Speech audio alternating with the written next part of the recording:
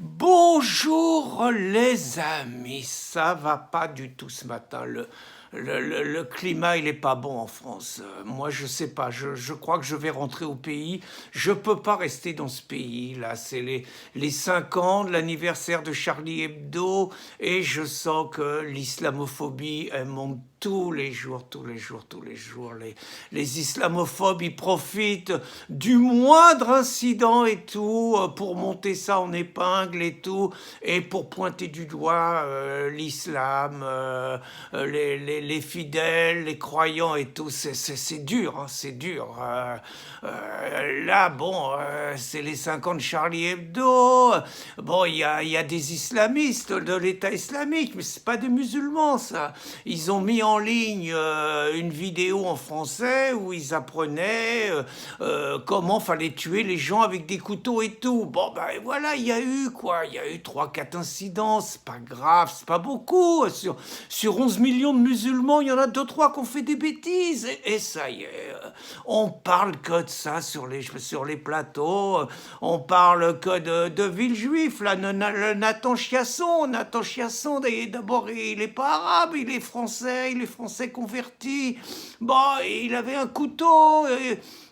Il a crié Allah Akbar, mais Allah Akbar, il l'avait dit, Marwan Mohammad, dans les rues de Paris, là, quand on a manifesté contre l'islamophobie, puis pour le droit de porter le voile. C'était une manif de progrès, il y avait toute la gauche qui était avec nous, c'était pour la dignité, il y avait quand même eu des choses graves, il y avait eu Christchurch quand même, hein, les frères, ils ont été tués dans une mosquée à Christchurch, il y a eu Bayonne quand même, hein, il y a 2 vieux qui ont été tués par un militant du Front National. Non, ils n'ont pas été tués, ils ont été blessés devant la mosquée par des militants du Front National. Puis on empêche les sœurs de travailler avec le voile. Enfin bon, il y a quand même un climat. Donc Marwan, dans les rues de Paris, il avait crié Allah Akbar. Bah, on n'a pas arrêté Marwan Mohammad. Et il a expliqué, Marwan, que c'est un message de paix du prophète. On explique à l'école aux enfants que l'islam, c'est une religion d'amour, de tolérance et de paix. Et on explique aux enfants, toujours, si on le dit à l'école, c'est que c'est vrai. On explique que le prophète, c'était un homme de paix qui voulait pas qu'il y ait de violence en religion. Donc, je vois pas pourquoi les gens, ils crient Allah Akbar dans la rue, on les arrête tout de suite, on dit c'est des terroristes. Mais c'est un cri, c'est un message de paix.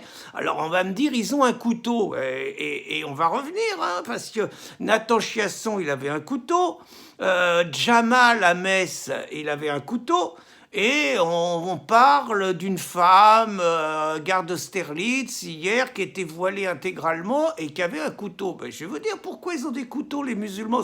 C'est pas parce que c'est des guerriers, c'est pas parce que c'est des gens violents.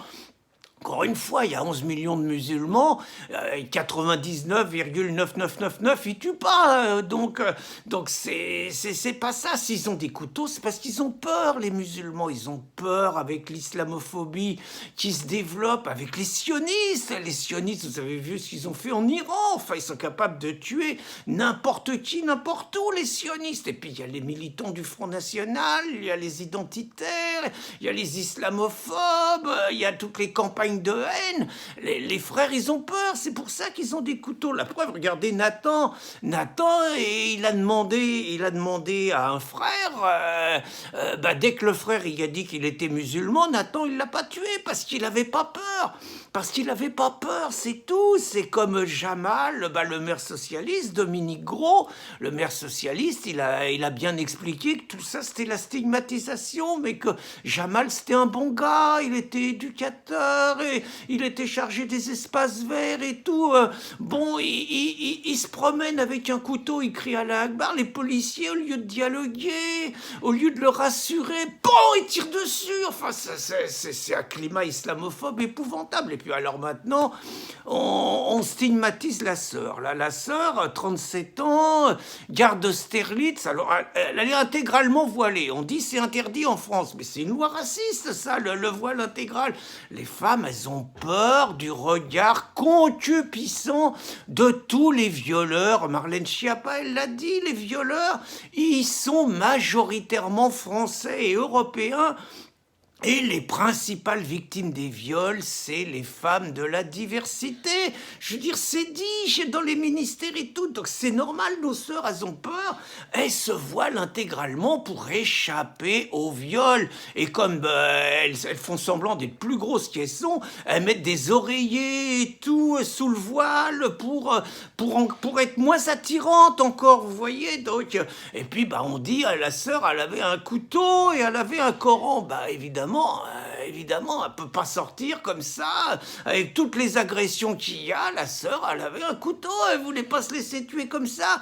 Puis un Coran, c'était s'il fallait mettre un coup de livre sur la tête d'un agresseur, elle était prête à ça. Et voilà, ça fait la une de l'actualité. On parle que de ça, on dit que les Français ont peur, Charlie Hebdo, il y en a qui disent qu'il faut nous interdire. Enfin bon, non, moi ça va plus du tout. Moi je suis plus bien du tout, j'ai peur. Moi j'ai peur dans ce pays, donc je crois que je vais pas rester en France. Mais en attendant, moi je vais sortir. Moi j'ai pas de couteau, je suis pas, mais je vais quand même sortir avec quelque chose. On sait jamais si les islamophobes ils m'agressent, ils vont savoir à qui parler. Bonne journée les amis.